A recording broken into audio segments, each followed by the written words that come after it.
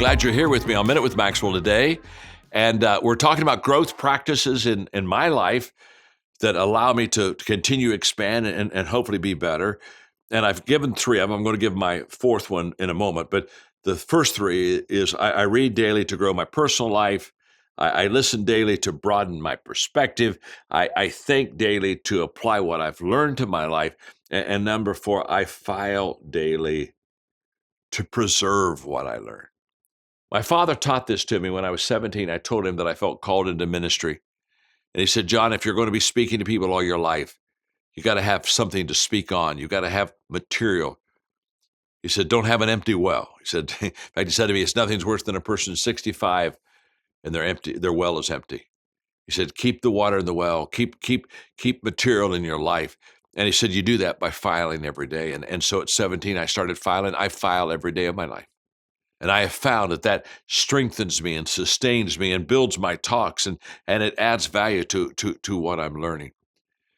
You see, the number one time waster in life is looking for things that are lost. And the reason we're looking for things that are lost is because we didn't have a place to put them in the first place.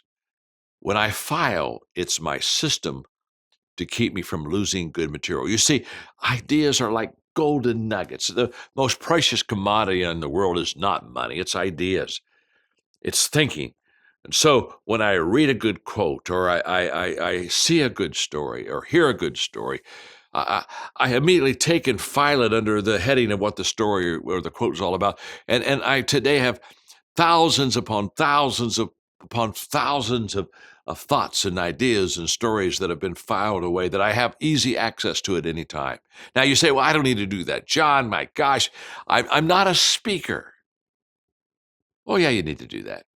Because those thoughts that you put in the right place, there's going to be a time when you're going to have to give advice to somebody. Somebody's going to come and seek some of your wisdom.